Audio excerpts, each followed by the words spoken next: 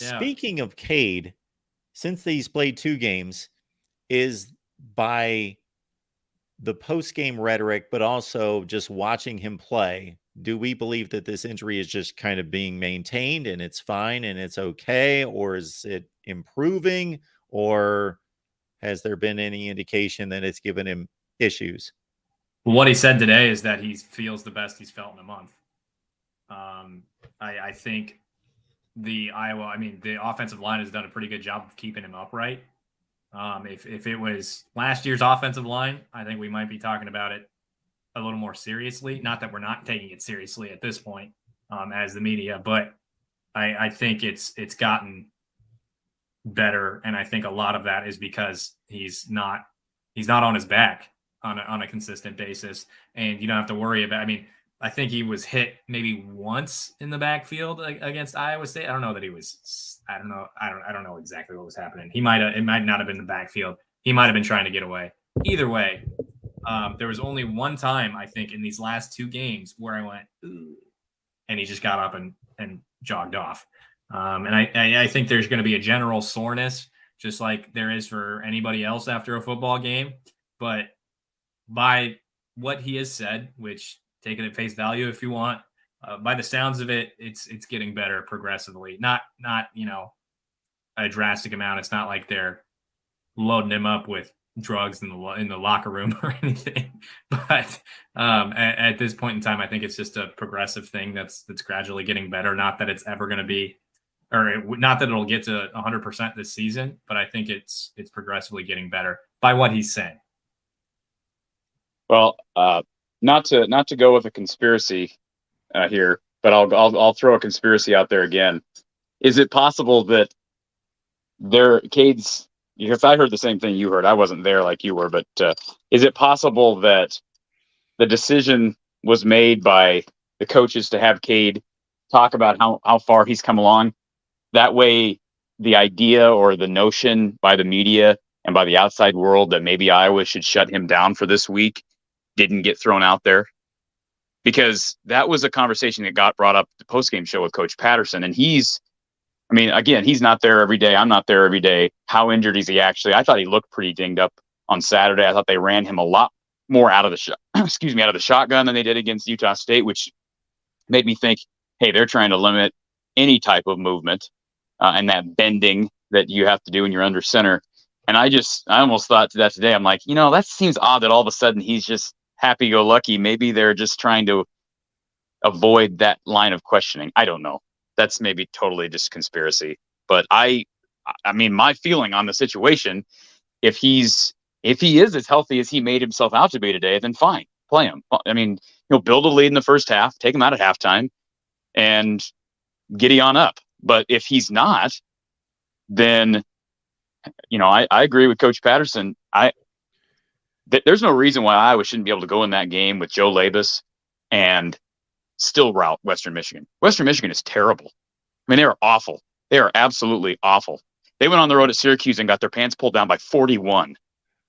So, if we're talking the future and going into Penn State week, get Cade healthy. So now I don't think that's Kirk's mindset necessarily, but if they were going to do that, it would have made sense for them to come Monday. He's listed on the depth chart, and then come Tuesday, speak very cautiously about him, saying, well, he was really sore after Saturday, and we're going to make it a game time decision. People don't have to know if he's practicing or not, but you wouldn't practice him if you're shutting him down, you're not going to practice him during the week. Because somebody on the show on Sunday said, well, why don't they just make it a game time decision? Well, the problem with that is that means he practiced during the week. So you don't make him a game time decision, you shut him down. And my guess is that just isn't what Iowa wanted to do. And maybe he is as healthy as he says he is. I'm still nervous about that. But he says he's working out for game week for the first time in like a year. Isn't that what he said, Elliot? Yep. So that's good news, I guess. I hope it shows, because at some point he's going to have to move. He's going to have to run. I mean, go back to when Jake Rudock was here, or certainly CJ was more mobile. But I think Jake Rudock is probably the more feasible comparison. There were times where Jake had to get up and go. And so far, we haven't seen Cade do that because well, A, he hasn't really had to, but B, he can't, or he hasn't been able to. So I just want, if you're an Iowa fan, they're 3-0 heading into Penn State. They need every little edge they can get. And if he's hampered because you played him against Western Michigan, then I would say that's a problem. Yeah, I think maybe they're trying to shut down the conversation regarding shutting him down too, because one thing that Cade did talk about today is that he feels like they're right there in terms of the offense and getting things to click. And because we talked about it in our post-game show with our Rivals podcast and said there's a lot of missed opportunities that they left out on the field in terms of scoring in both the Utah State and the Iowa State game. And if that part singularly is true, that they are right there, they believe they're right there, they just got to work on, those chemistry things. Maybe they want to shut down that conversation that Cade shouldn't play so they can justify him getting out there and them continuing to work on their chemistry. And if it is a concern, they can shut him down at halftime if they're happy with the chemistry that has been shown and they've run up the score. Does that track? Does that make sense? Yeah. Yeah. I mean, it does.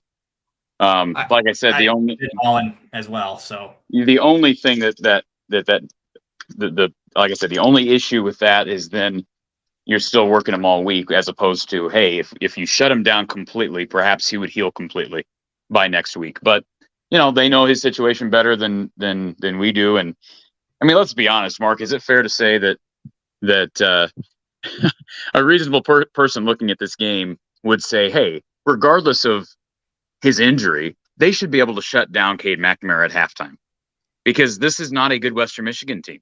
So they should be able to go into halftime with a 25, 30-point lead and be able to defend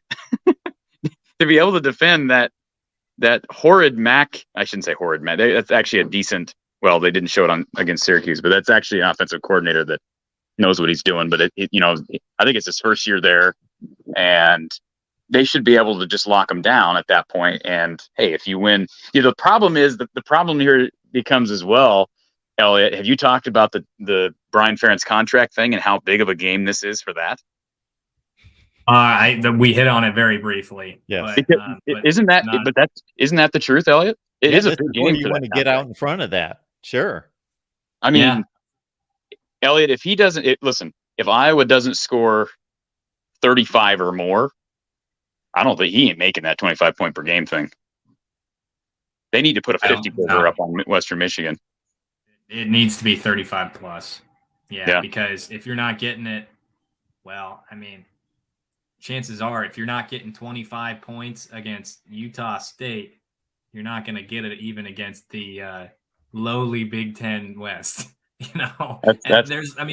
I say that, but you also consider the defenses that are in the Big Ten West. I mean, Illinois, Wisconsin, that's just off the top of my head. Those are talented defenses, especially after what we saw last year in that Illinois game with the 9-6 finish. I mean, you absolutely have to. And for them to repeatedly say we're not even thinking about the contract, that's just not. I mean, you can say that all you want, but by saying you're not thinking about it, that makes me think you're thinking about it.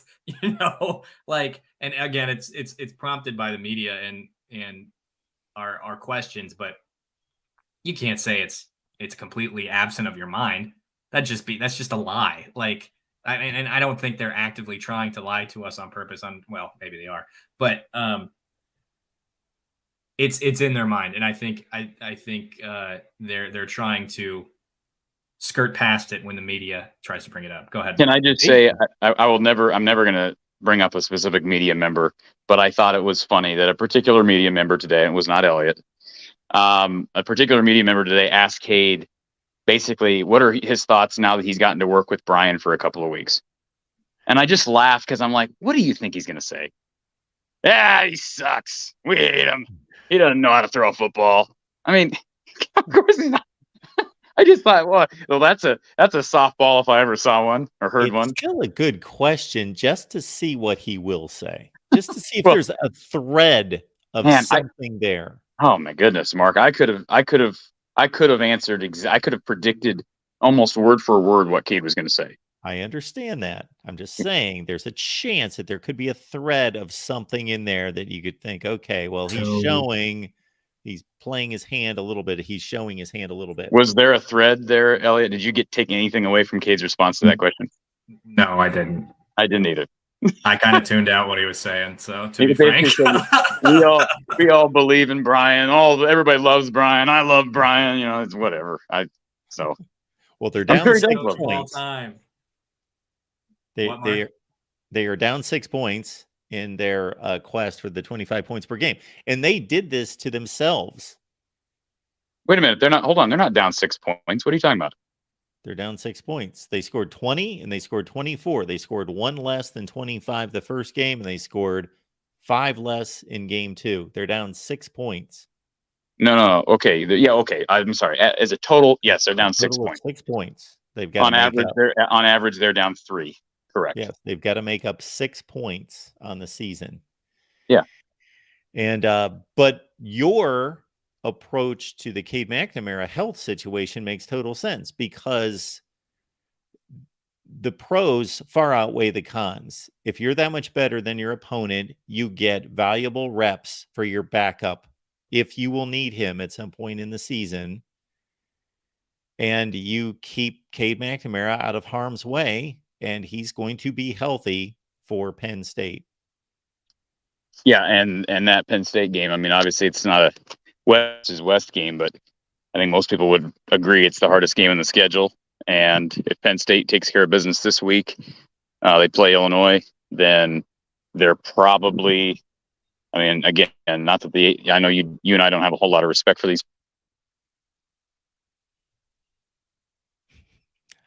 I'm still trying to find out who I don't have respect for. I was gonna say, I was like, oh, I want to hear this.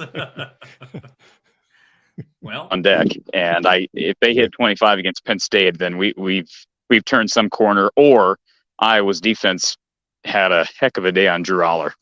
Yeah. I would think that you guys would be extra intrigued in this Penn State-Illinois game, both being future opponents. Oh, yeah.